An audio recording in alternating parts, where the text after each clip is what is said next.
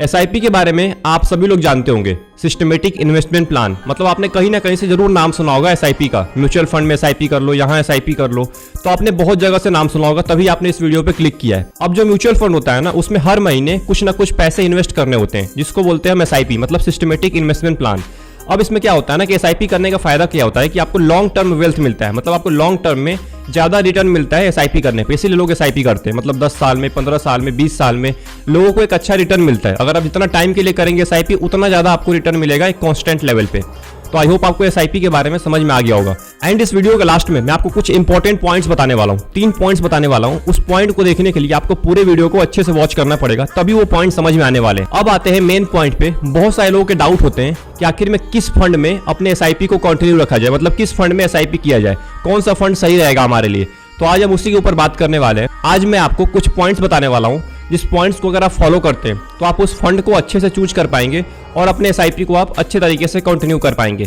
तो फिर देर किस बात की, चलिए वीडियो को स्टार्ट करते हैं। अगर आप इस चैनल पे पहली बार आए तो चैनल को सब्सक्राइब कर लीजिएगा एंड इस वीडियो को जरूर लाइक कर दीजिएगा। पॉइंट नंबर 1, सबसे पहले डिफाइन करिए अपने इन्वेस्टमेंट गोल को, मतलब कि आप किस लिए एसआईपी करने के लिए आ रहे हैं, आप किस लिए इन्वेस्टमेंट करने आ रहे हैं। आप हो सकता है कि आप रिटायरमेंट के लिए आ रहे होंगे, आप ये भी हो सकता है कि अपने बच्चों के एजुकेशन के लिए आ रहे होंगे, और ये भी हो सकता है कि आपको कोई कार लेना होगा या घर लेना होगा, उसके लिए भी आप एसआईपी कर रहे होंगे। तो बहुत सारे रीजन होते हैं। तो सबसे पहले आप ना अपने गोल को डिफाइन करिए, मतलब आपको किस लिए एसआईपी करना है। क्योंकि बहुत सारे लोग एसआईपी तो स्टार्ट कर देते हैं और उनको आइडिया नहीं होता है कि आखिर में एसआईपी क्विट कब करना है, क्योंकि एसआईपी चलता रहता है, फिर एक दिन आता है वो क्विट कर देते हैं, तो उनको आइडिया नहीं होता है। तो गोल सेट करिए, गोल इंपॉर्टेंट है। गोल नहीं सेट होता है किसी भी चीज में, किसी भी फील्ड में अगर आपका गोल सेट नहीं है तो आप उस फील्ड में ज्यादा दूर तक नहीं पहुंच पाएंगे। तो एसआईपी करने के लिए सबसे पहला पॉइंट है कि अपना गोल जरूर डिफाइन करिए।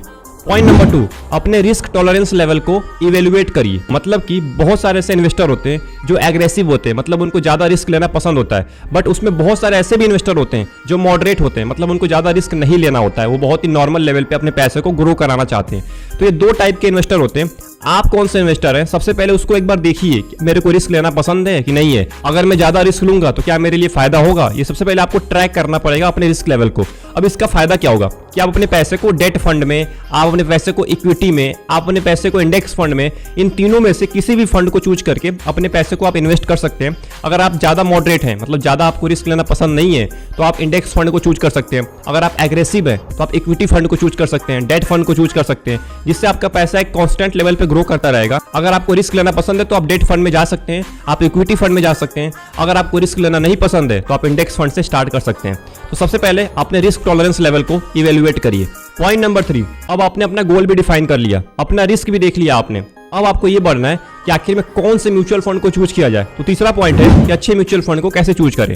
देखिए, अच्छे म्यूचुअल फंड के चूज करने का बहुत ही आसान तरीका है। अगर आप फंड के कंडीशन को अच्छे से रिसर्च करते हैं, मतलब उसके पास्ट परफॉर्मेंस को देखते हैं, उसका ट्रैक रिकॉर्ड को देखते हैं, उसके फंड मैनेजर को देखते हैं कि आखिर में जो फंड मैनेजर है उस फंड में वो एक्सपर्टीज रखते हैं कि नहीं रखते हैं, ये सारी चीज़ आपको देखनी पड़ेंगी।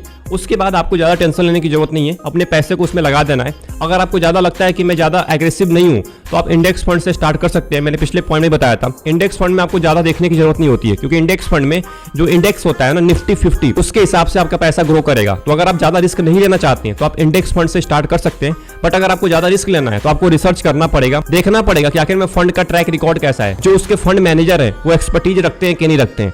तो ये सारी चीजें देख के आपको म्यूचुअल फंड चूज करना है। पॉइंट नंबर 4, अपने फंड परफॉर्मेंस को एनालाइज करिए। मतलब कि जो आपका फंड है, जो आपने फंड को चूज कर लिया है, जिस भी फंड में आपको इन्वेस्ट करना है, जिस भी आपने म्यूचुअल फंड को चूज किया है, सबसे पहले आप उसके हिस्टोरिकल कंडीशन को वॉच करिए। उसका हिस्टोरिकल कंडीशन कैसा है, 5 साल का, 10 साल का, 20 साल का।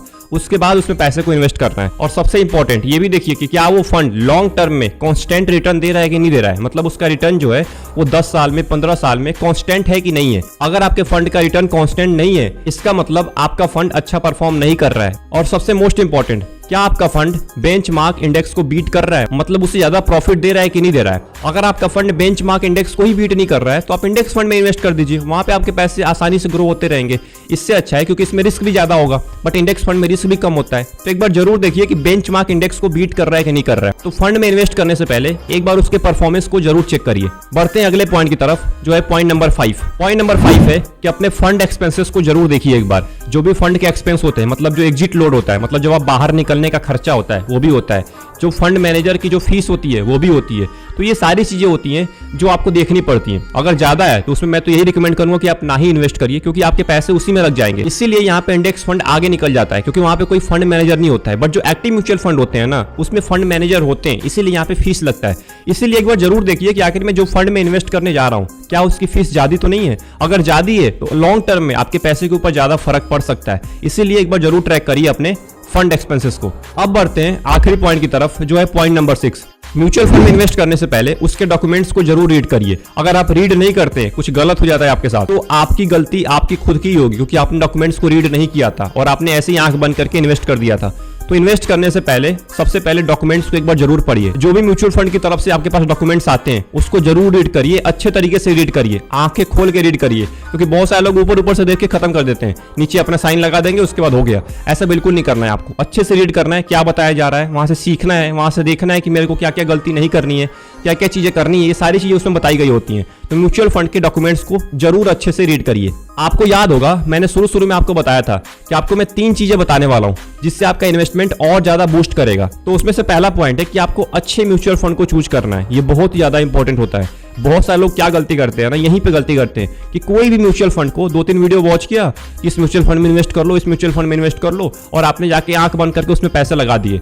अब यहाँ पे गलती कहाँ पे होती है? यहाँ पे गलती वीडियो बनाने वाले की नहीं है, यहाँ पे गलती आपकी है, क्योंकि आपने रिसर्च नहीं किया है। तो म्यूचुअल फंड में इन्वेस्ट करने से पहले रिसर्च जरूर करिए। मैंने पॉइंट में बताया था आपको कि रिसर्च करने के लिए क्या क्या करना होता है। पास्ट कंडीशन देखिए, परफॉर्मेंस को देखिए, उसके ट्रैक रिकॉर्ड को चेक करिए, फंड मैनेजर की एक्सपर्टीज को चेक करिए, उसके लॉन्ग टर्म रिटर्न को देखिए कि क्या वो कांस्टेंट लॉन्ग टर्म रिटर्न दे रहा है कि नहीं दे रहा है। क्योंकि आप एसआईपी इसीलिए करने आ रहे हैं क्योंकि आपको लॉन्ग टर्म में वेल्थ चाहिए, वेल्थ क्रिएशन करना है। मैंने शुरू में ही आपको ये पॉइंट बताया था। दूसरा पॉइंट है कि म्यूचुअल फंड में इन्वेस्ट करने पे रिस्क बहुत ज्यादा होता है, तो अपने रिस्क को जरूर देखिए। अब इतना भी रिस्क नहीं होता है कि आप रिस्क लेना छोड़ दीजिए, क्योंकि जब तक आप रिस्क नहीं लेंगे तब तक आपका पैसा कभी बढ़ेगा ही नहीं। तो रिस्क लेना है, बट देख के लेना है कि आखिर आप कितना रिस्क ले सकते हैं। आप मॉडरेट इन्वेस्टर हैं या आप एग्रेसिव इन्वेस्टर हैं।